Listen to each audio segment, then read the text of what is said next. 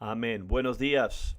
Si usted tiene su Biblia, puede abrir el libro Josué, capítulo 4. Continuamos nuestra serie de lo que es titulada Piedras Conmemorativas y estamos mirando lo que es la historia de nuestro compañerismo. Esto no nada más es nostalgia, sino también estamos aprendiendo lecciones, enseñanzas de nuestra historia, piedras fundamentales que todavía tenemos como punto de referencia para hoy en día. Te va a ayudar si tú eres nuevo para entender de dónde venimos, lo que es importante para nosotros, pero para cada uno de nosotros, lo que nosotros hacemos, lo que nosotros somos, nos ayuda de que tú sepas de dónde vienen. Y este es el poder de lo que es piedras conmemorativas. Y estamos mirando, usando como un versículo fundamental Josué 4. Entonces Josué llamó a los 12 hombres que él había designado entre los hijos de Israel, por cada tribu. Le dijo Josué: pasad ante el arca de Jehová vuestro Dios para hasta el medio del Jordán, y cada uno de vosotros tome una piedra sobre su hombro, conforme al número de tribus de los hijos de Israel, para que esto quede como una señal entre vosotros, y cuando vuestros hijos pregunten a sus padres mañana qué significan las piedras, le responderéis: las aguas del Jordán, amén, fueron divididas delante del arca del pacto. Cuando ella pasó el Jordán, las aguas del Jordán se dividieron, y estas piedras servirán de monumento conmemorativo a los hijos de Israel para siempre. Estamos mirando ahora lo que es las enseñanzas, las lecciones del comienzo de Presca. Si tú estás aquí, mi papá fue el que fundó nuestro compañerismo. En 1970 vino aquí y estamos ahora mirando a la historia. Nuestra iglesia está entretejida con el movimiento de Jesús en los comienzos de los 70, los últimos años 60, hubo un avivamiento nacional, y eso quiere decir que sobrenaturalmente la gente estaba siendo atraída a la iglesia, siendo salva. Primordialmente hippies estaban viniendo y empezó a desparramarse más amplio después de ahí. Vamos a aprender la primera lección de nuestra iglesia y de nuestro compañerismo, y la lección es el fundamento de la conversión. Y eso es una de las cosas más importantes, lecciones más importantes. ¿Quién somos? ¿De qué somos edificados? ¿Cómo somos edificados? En conversión. Muchas iglesias son edificadas, se basan en transferencias de cristianos de otras iglesias. Yo leo libros del crecimiento de las iglesias, ¿sí? Y muchas veces te dicen ellos cómo tú puedes hacer programas y cómo puedes atraer a personas que ya son cristianos en otra iglesia, y te dicen cómo puedes hacer lo que ellos se transfieran a tu iglesia. Escucha esto: estadísticas dice que solo el 20% de las iglesias en Estados Unidos están creciendo. 80% no están creciendo, solamente el 20% está creciendo. Solo 1% de esas iglesias están creciendo a través de alcanzando a personas perdidas. En otras palabras, de personas que están siendo salvas. Eso quiere decir que el 95% del crecimiento de la iglesia, cuando dicen, bueno, esta iglesia está creciendo, simplemente lo que están haciendo es que están ahora intercambiándose de iglesia a iglesia. Ahora iban a una iglesia, ahora van a esta otra iglesia, y se mueven a esta otra iglesia y van a otra. Escúchame, eso es absolutamente fundamental. Nuestras iglesias están basadas en conversión. Pecadores que tornen de su pecado y que tornen hacia Dios. Mateo 3, 8. Dice: demuestra con tu vida que te has arrepentido de tus pecados y te has vuelto a Dios. Esto es Juan el Bautista, y él lo que dice y lo que significa, dice que si tú te vas a identificar con Dios, ¿qué es lo que significa? Que tú, amén, tornas de tu pecado y tornas a Dios. Eso es genuina conversión. Si tú estás atendiendo a la iglesia, vienes a la iglesia y vives como el diablo del lunes al sábado, no estás convertido. No es bueno eso. Si tú solamente eres un cristiano, vas a una iglesia, ahora vienes a otra iglesia, eso está bien, pueden ir por diferentes razones, pero ese no es el fundamento de nuestra iglesia. En nuestra iglesia empezó en 1970, yo le dije la historia, los primeros hippies que vinieron, Ronnie y Susie Burrell, le abrieron las puertas a lo que es a otros amigos que vengan, y lo que Dios empezó a hacer, mis padres vinieron en enero, más o menos al comienzo de febrero de 1970, Dios empezó a salvar a hippies. Aquí yo voy a mostrar unas fotos aquí. Aquí podemos ver aquí la feria, una mesa en la feria, creo que era Margaret Bernal, que se convirtió en Margaret Cutter. Aquí está Walter Portugal, fue uno de los, él era el medio hermano de Ron Burrell, que se salvó. La próxima foto, aquí está la clientela que tenemos, Alan Herman. Ese es el hermano Alan Herman.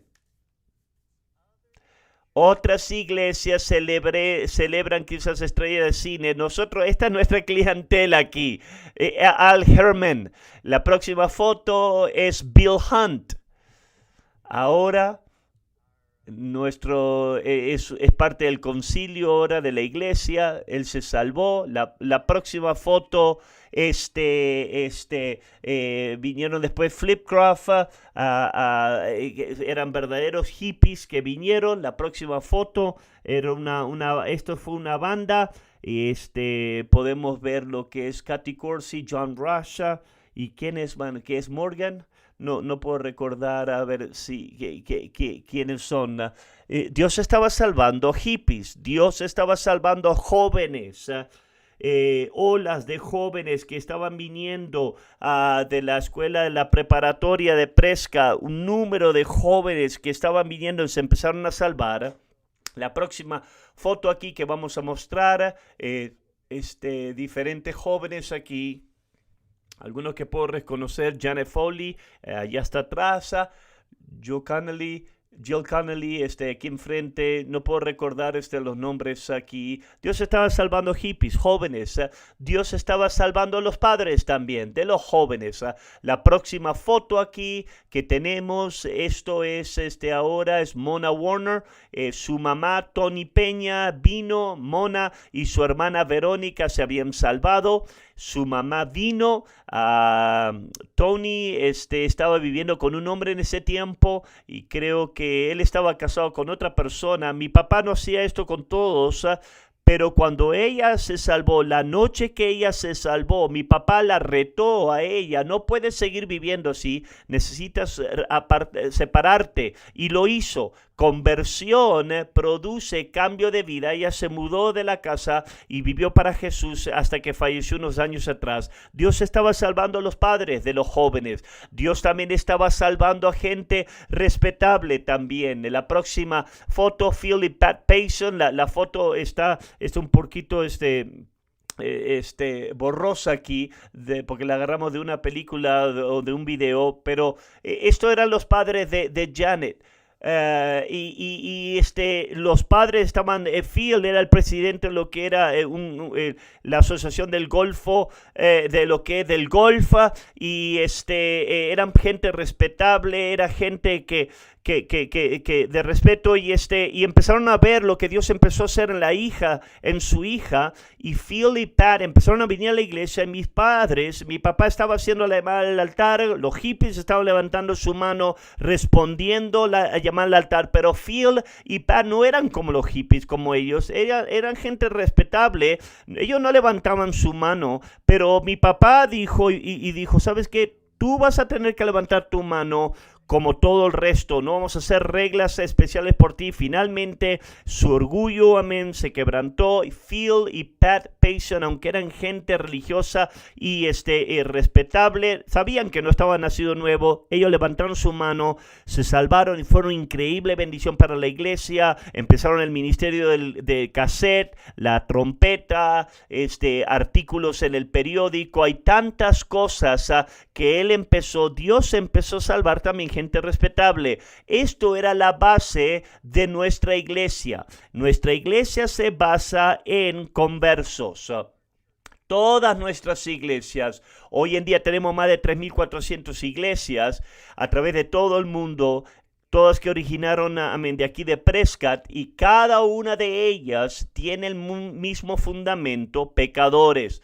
Nosotros apuntamos hacia los pecadores. Yo no estoy apuntando para lo que es sacar y vaciar las iglesias del pueblo aquí. Eso no es éxito. Nuestro apunte, nuestro enfoque es pecadores. Tenemos otra foto aquí. Otra foto es es Bob Pepperman. Bob Pepperman fue un nombre raro al principio cuando se salvó, pero fue poderosamente salvo por años. Él era drogadito con heroína y endemoniado, pero poderosamente Dios lo salvó. A un lado está ahí Mark Olson, que lo está bautizando. Nuestras iglesias son basadas, de conversos. Años atrás, en uno de los viajes de Israel, tú sabes que Rich Cox hace esos viajes, y te gustaría ese viaje a Israel, va a estar llevando a la gente en noviembre. Tú puedes ser parte de eso, pero años atrás, que cuando era común que cuando íbamos al viaje a Israel, habían otras iglesias, grupos de iglesia, y ellos van ahí a autobuses llenos de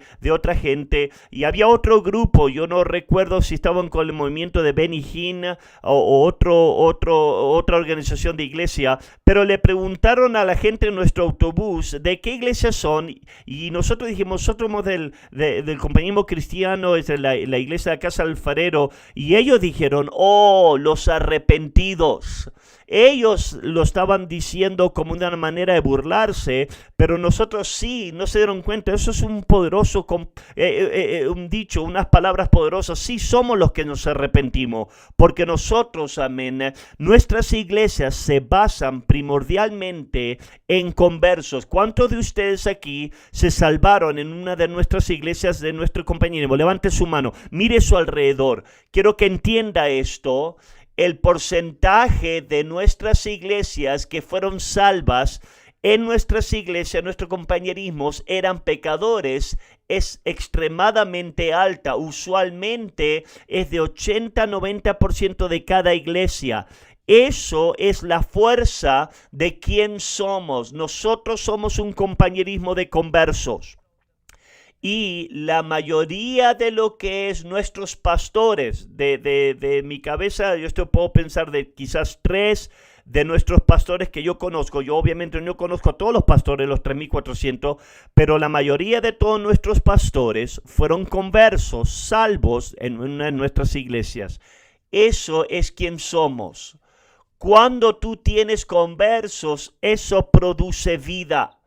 Tú nunca vas a saber lo que los conversos van a decir. La iglesia es muy divertida cuando tienes pecadores que son crudos. Cuando estaba pastoreando en Sudáfrica, se sentaba al frente de la hilera y cada vez que yo predicaba, yo lo decía todo eso. Yo solo decía: Dios te ama, y él decía: wow. Bien fuerte. Yo le decía: Dios tiene un plan para tu vida. wow. Él decía: vida. Mi observación es, en cada iglesia, cuando tú tienes 20% de la iglesia que son pecadores, que son conversos frescos, se siente diferente, hay vida, y las fuerzas de nuestra iglesia, la gente que se convierte, eso produce cometimiento. Nuestra gente está extremadamente cometida porque están agradecidos, no vinieron porque estaban comprando por una iglesia nueva, o tú recibes un viaje de helicóptero en lo que es el día de resurrección. No, están agradecidos por ser salvos. Hay un ministerio que se llama lo que es Las Puertas del Cielo y Las Llamas del Infierno. Es una obra de teatro, creo que viene del movimiento de la Asamblea de Dios. Y la manera que originalmente esa producción se trabajaba era que era una visión de la Asamblea de Dios, que ellos tenían las palabras, ellos tenían la vestimenta, venían a una iglesia como evangelismo. Lo que hacían, pueden la iglesia suplir gente que actúe. Nosotros vamos a dar las letras, ustedes pueden usar esto como un evangelismo. En una de las iglesias de nuestro compañerismo vinieron y trajeron esta organización. El hombre vino en avance y pidió por voluntarios la noche que estaban supuestamente a tener una práctica. Un número número de gente vino de nuestras iglesias para participar y para ayudar. Y el hombre que estaba encargado de esto dijo, él estaba asombrado de la medida de la iglesia, cuánta gente vino a la práctica, y dijo, ¿sabes qué? Dice, yo pongo esta producción en iglesias mega de miles y es muchas veces que no tienen ni suficientemente gente para ser parte que actúen en un drama. ¿Por qué? Porque esas son gente que ya eran cristianos. Ellos no tienen gratitud, ¿eh? Ellos no habían sido salvos de su pecado. Eso es lo que nosotros somos, las lecciones, el fundamento de conversión. La segunda lección que vamos a mirar es el fundamento, la base del avance financiero y el dominio. Si tú te has salvado en nuestra iglesia y quizás nunca fuiste a otra iglesia, no entiendes esto, pero no es, en muchas iglesias hay pastores que se avergüenzan en tomar ofrendas, tienen miedo de ofender a gente. Esto es una palabra muchas veces que dicen, bueno, no queremos que pienses que estamos detrás de tu dinero. Eso es un tonto dicho. Si tú no estás detrás del dinero, ¿por qué estás ahí? Obviamente estamos detrás del dinero, no estamos hablando de lo personal, pero si tú estás haciendo una obra grande para Dios, ¿por qué tú vas a tener vergüenza de pedirle a gente que dé para que lo apoyen en la obra? Lo que es el mundo religioso usa por lo general una caja atrás donde gente puede poner. En otras iglesias, en Australia, en la iglesia cuadrangular, tenían un palito con una bolsa y el punto de eso era que nadie podía ver lo que tú dabas. Había gente que pretendía, así con las manos vacías, pretendía dar, para que nadie pueda ver, no querían avergonzar a nadie. Yo creo que vi un aviso en una iglesia que decía, hoy no se toma ofrenda, como si algo fuera bueno, como si eso fuera bueno. La historia de la iglesia de Prescott. La iglesia de Prescott siempre batallaba en su historia financieramente. Acuérdate la historia cuando mi papá tomó la iglesia en 1970, estaban en deuda, debían mucho dinero. Creo que había una deuda de $350 de una cuenta de teléfono. No sé cómo podías llegar tan alto en eso, pero ahí estaba. Aquí está un conocimiento de la iglesia. Chuck Smith, que fue el que fundó lo que es el Calvary Chapel, él era el pastor de la iglesia de Prescott en los 60. Hasta tengo una foto aquí que agarramos de YouTube. Aquí está Chuck Smith. Si tú viste la iglesia de la calle Lincoln, ahí estaba Chuck Smith, ahí estaba a un lado de la iglesia. Si tú estabas mirando el edificio de Lincoln del frente, él estaba diciendo la historia que cuando él era pastor de esa iglesia había una piedra que él estaba molesto porque estaba bloqueando la vista de la iglesia y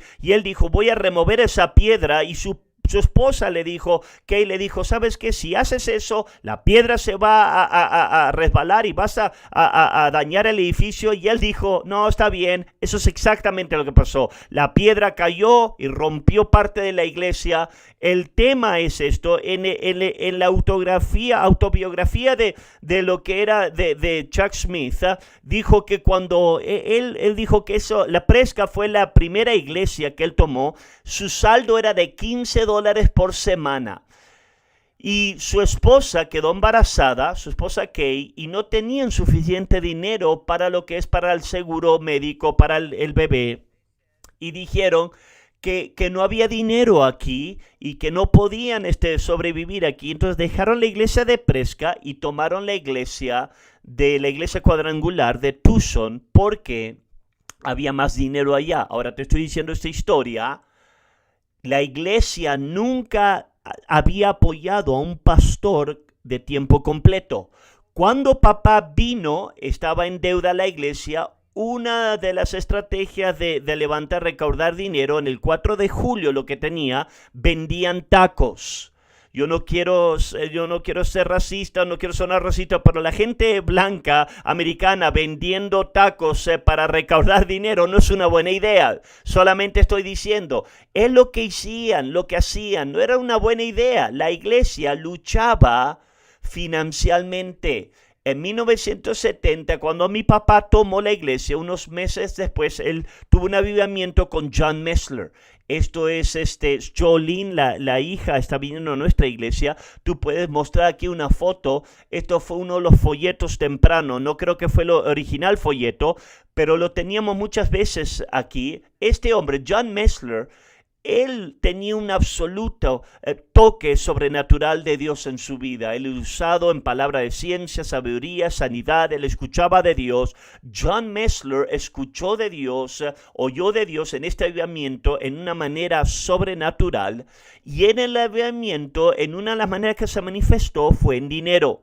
John Messler escuchó de Dios y cada noche, tú sabes, tú nunca vas a venir a un servicio a la iglesia de Casa del Alfarero donde no vamos a tomar una ofrenda.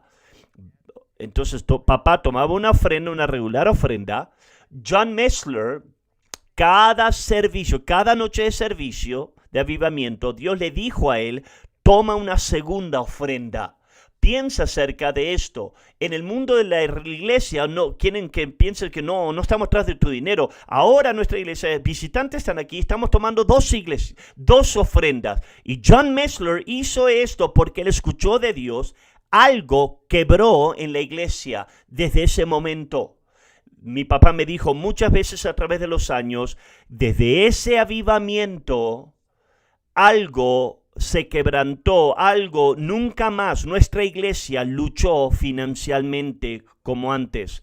Fue dinero milagroso, aún hasta el día de hoy. Nosotros tenemos iglesias en 139 naciones del mundo. Nosotros tenemos quizás 25 misioneros que nosotros apoyamos tiempo completo, parcialmente, en adición de plantar iglesia.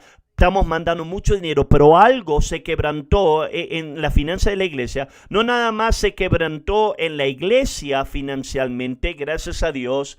Creo que nada más, una vez más, tratamos de vender tacos, una vez más, no lo hacemos. Nosotros para recaudar dinero no lo hacemos. La única estrategia de recaudar dinero es ofrenda a nuestras iglesias. Nosotros no vendemos seguros médicos, plan de entierro, no vendemos agua de Israel o madera de Israel, no estamos vendiendo nada para hacer dinero. No es lo que hacemos. La iglesia fue bendecida, pero también la gente fue bendecida. Fue muy interesante que una sobrenatural dimensión tomó lugar en la vida de gente. Probablemente, estoy tratando de pensar, 7 años atrás, 8 años atrás más o menos, una mujer vino a la iglesia.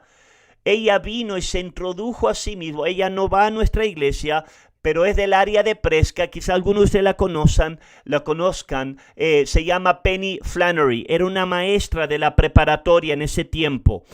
Y cuando Dios empezó a salvar a muchos jóvenes de la preparatoria de Presca, estaban muy emocionados. Hablamos la semana pasada, cuando la gente se salva, quieren testificar. Ellos empezaron a testificar. Le empezaron a decir a la maestra Flannery de lo que Dios estaba haciendo en este avivamiento en John Messler, y la invitaron. Ellos eran ya cristianos.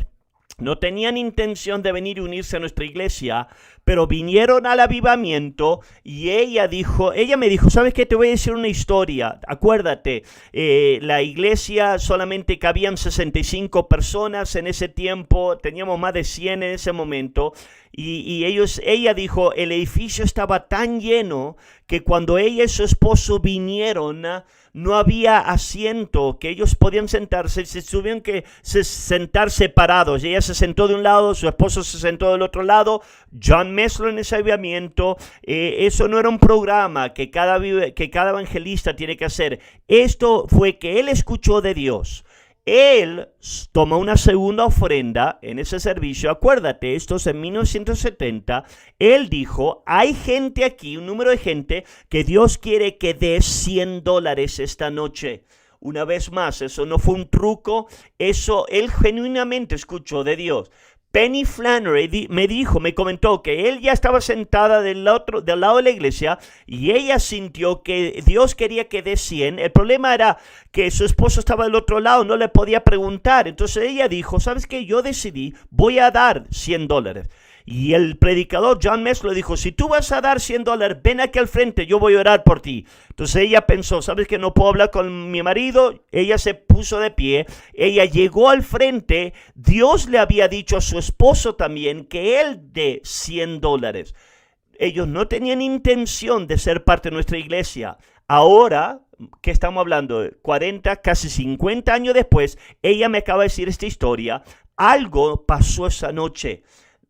Hasta ese punto nosotros siempre luchábamos, batallábamos financieramente. Yo y mi esposo siempre, nunca avanzábamos. Era como que estábamos maldecidos, no podíamos estar bendecidos. Pero dice, esa noche ella me dijo, desde el momento que dimos, desde ese momento en adelante hemos sido bendecidos financieramente.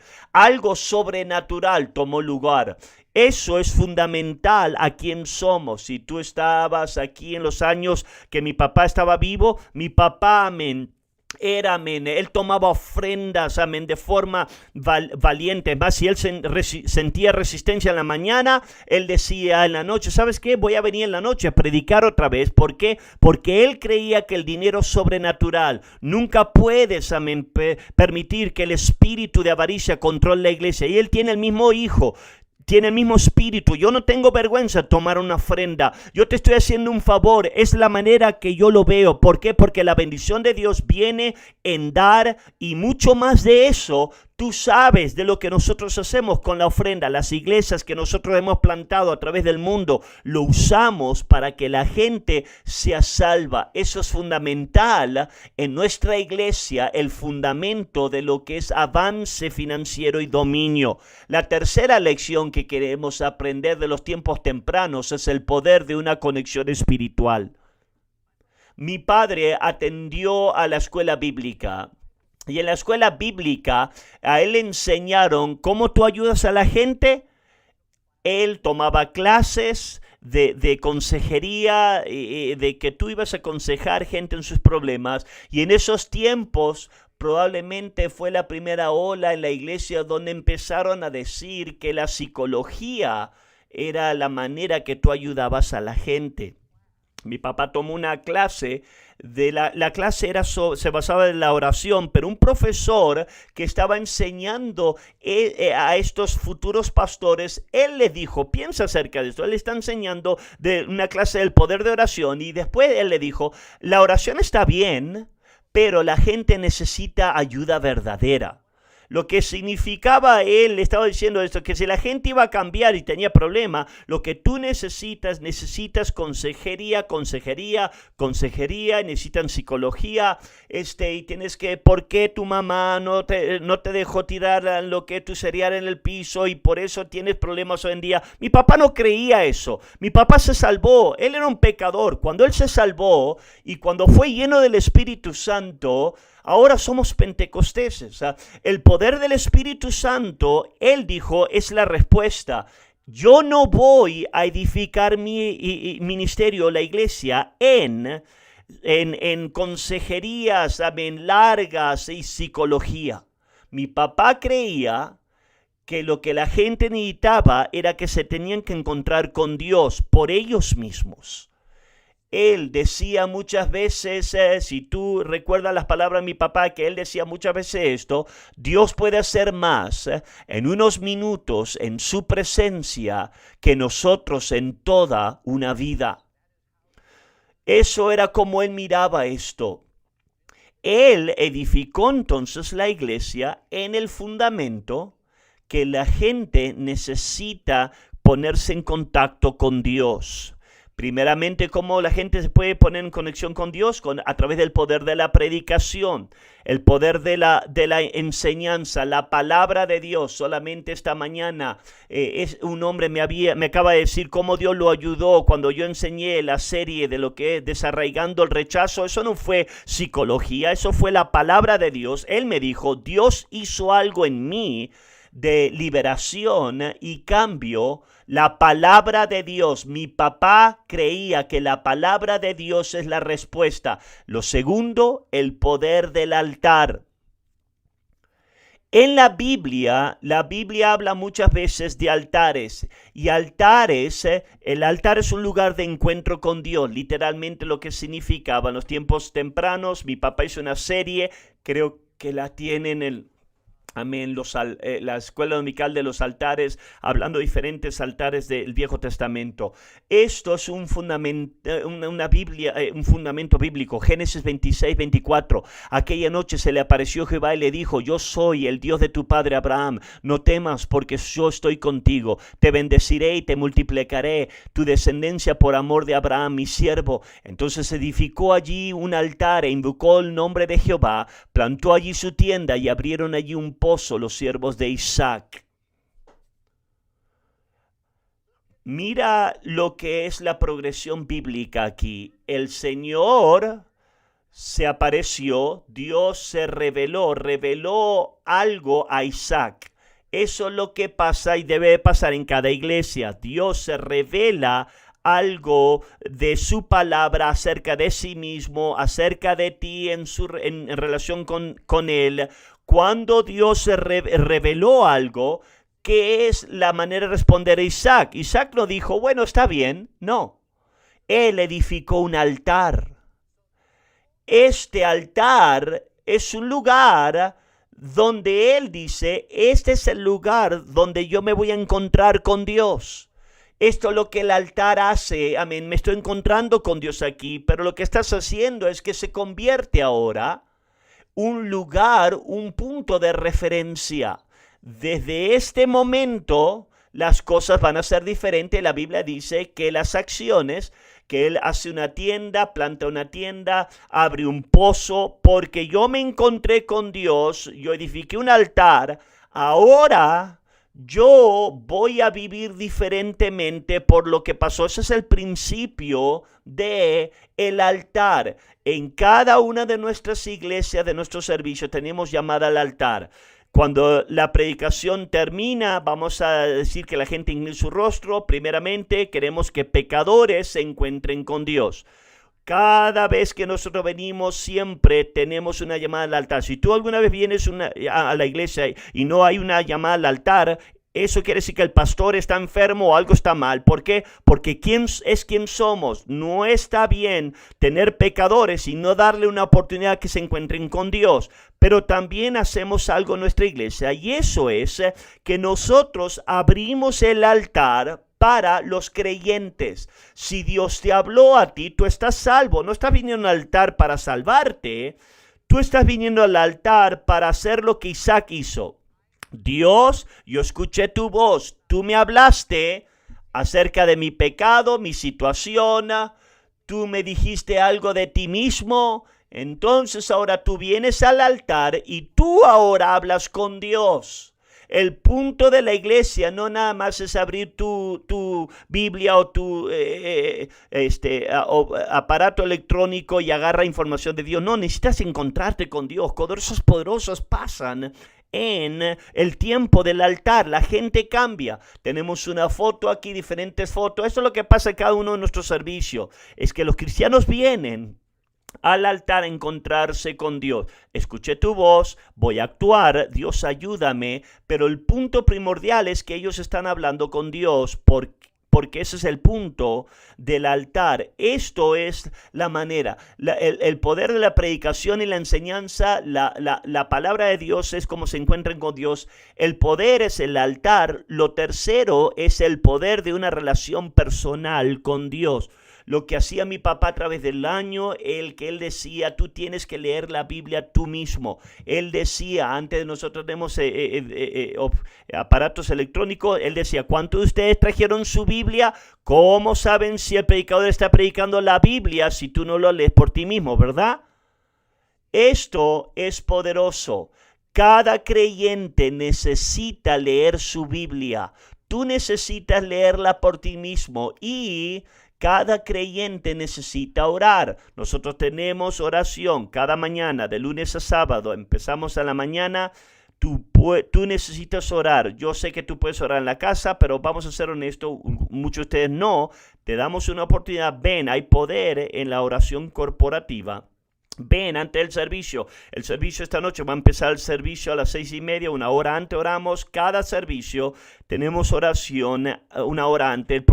El punto de esto no es un programa nada más, es quién somos. Tú necesitas tocar a Dios por ti mismo y esto es absolutamente fundamental.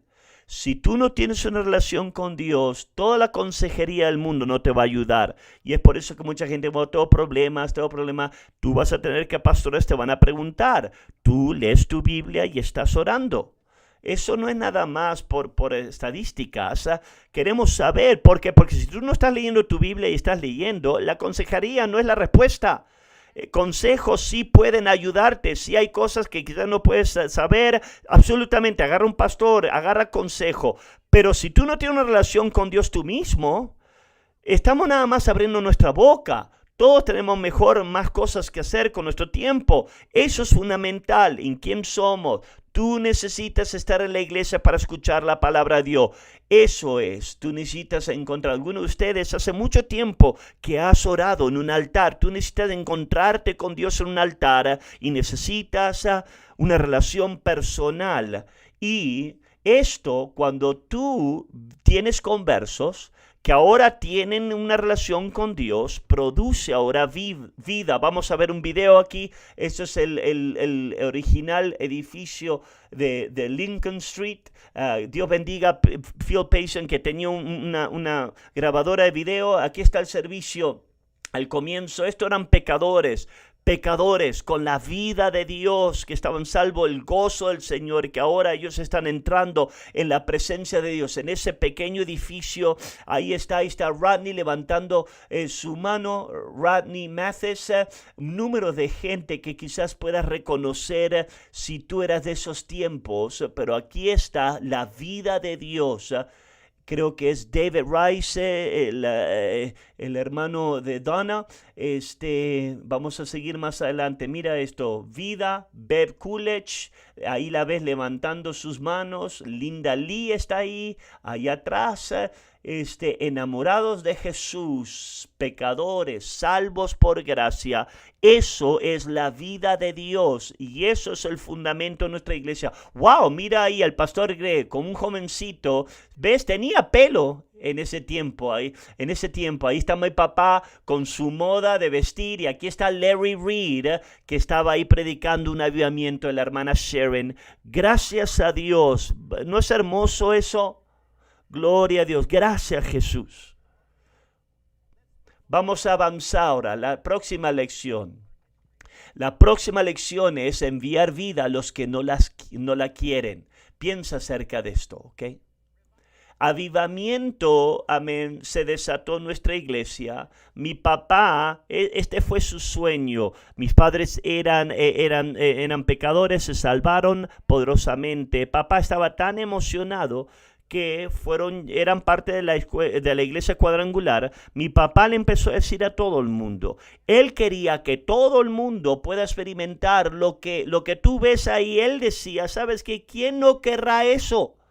La vida de conversos, tú puedes tener esto. Y él les ofrecía a sus amigos pastores de diferentes iglesias, nosotros vamos a venir a ayudarte a tener lo que nosotros tenemos. Esto era la idea. Nosotros podemos tomar lo que tenemos a otro lugar.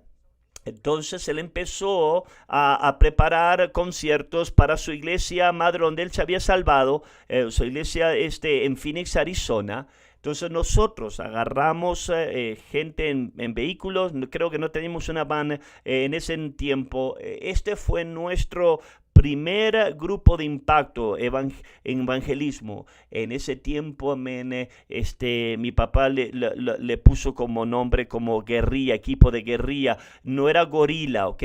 Cuando yo niño decía, ¿por qué estamos mandando gorilas? No era gorila, era guerrillas, equipo de guerrillas. Entonces, vamos a hacer un concierto en la noche y lo que hicimos, fuimos al Parque de Encanto en Phoenix.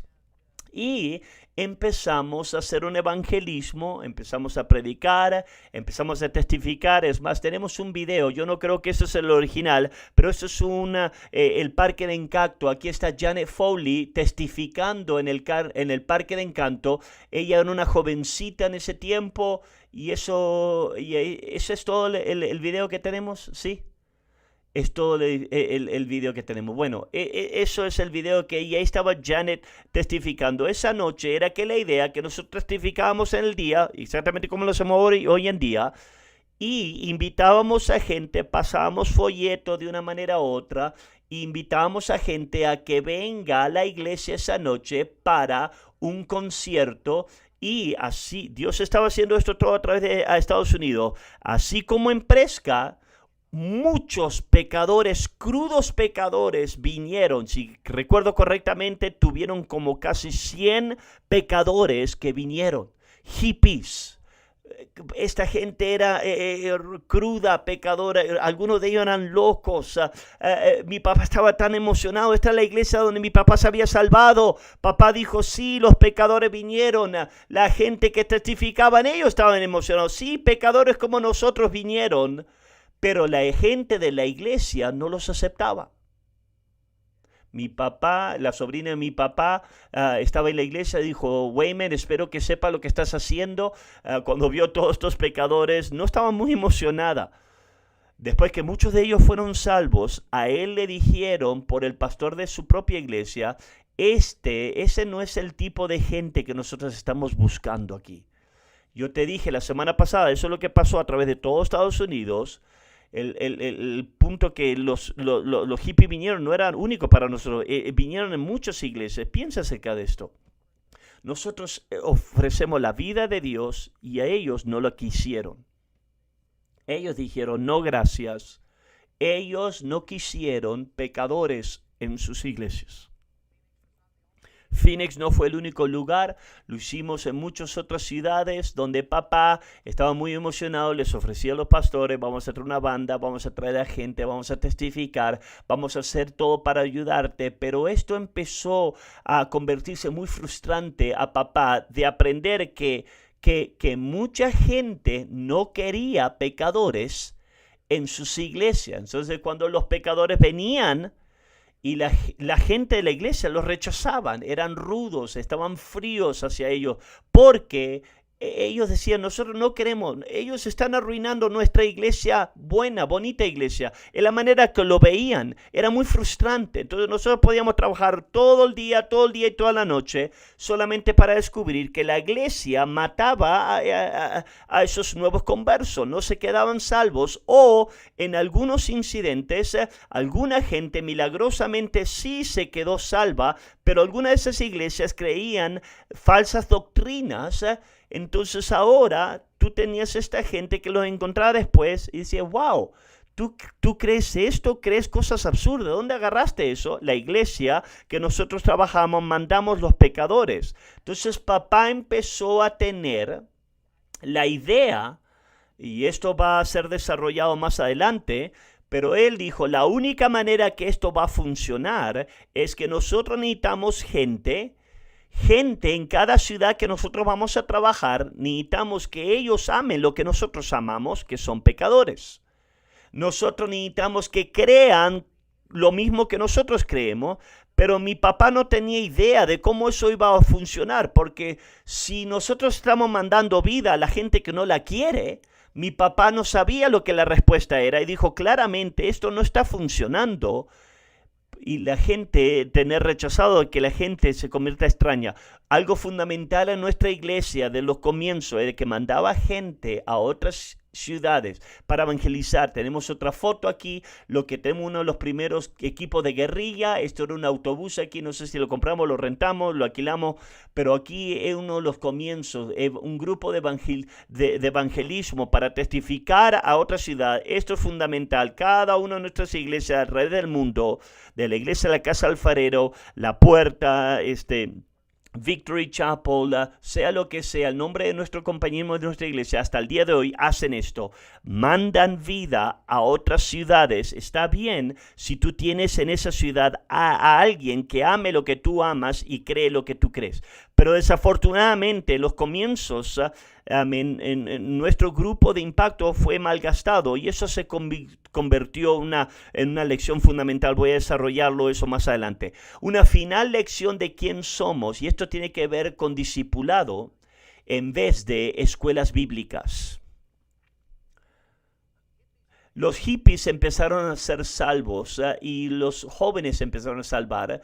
Tenían la vida de Dios como tú viste. Naturalmente parte de una persona que se salva. Quieren ser usados por Dios. Quieren hacer algo por Dios. Y empezaron a preguntar preguntas. ¿Cómo yo puedo ser usado por Dios para un futuro más grande? Si Dios tiene algo más grande para mí. Algunos de ellos empezaron a decir, bueno, creo que quizás Dios quiere que yo sea un pastor, un predicador. ¿Cómo voy a llegar ahí? En los tiempos del comienzo, mi papá le daba a los conversos que querían ser predicador el único aviso que él conocía: tú tienes que ir a una escuela bíblica. Porque era como la manera que cuando él fue salvo, él fue emocionado, sus pastores le dijeron eso, que tú tenías que ir a una escuela bíblica, eso es lo que él hizo. Entonces, en los comienzos, amén, nosotros tuvimos 2 hombres jóvenes que ellos fueron a la escuela bíblica, a 2 diferentes escuelas bíblicas. Uno de ellos casi resbala completamente. Yo te dije la experiencia de la escuela bíblica de mi papá. No eran hombres, no eran cristianos queriendo hacer la voluntad de Dios. Muchas veces eran padres cristianos, que sus hijos estaban entrando en pecado y lo que ellos pensaban era, para salvarlo, voy a mandar a mi hijo a la escuela bíblica. Entonces ahora tienes un genuino converso, él va a una escuela bíblica y él está ahora con pecadores, está yendo. Como la vida que él había salido, ellos están yendo a la escuela porque los padres están mandándolo, están pagando, pero ellos querían vivir en pecado. Un hombre casi resbaló, cuando regresó casi resbaló. Otro de ellos fue a la escuela bíblica y cuando vino, él tenía raras ideas y creía falsa doctrina. Entonces mi papá empezó a llegar a la conclusión.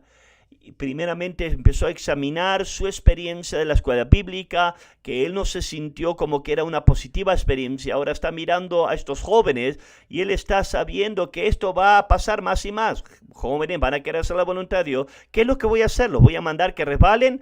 Y entonces él dijo, la única manera que esto va a funcionar es que tenemos que entrenar a los jóvenes, a jóvenes parejas, aquí en la iglesia, para ser hombres y mujeres de Dios. Mi padre, yo toqué de esto una enseñanza al comienzo, yo lo voy a repetir. Él llegó a la conclusión que lo que era la base de la escuela bíblica, él sí sintió como que él estaba errónea y era antibíblica.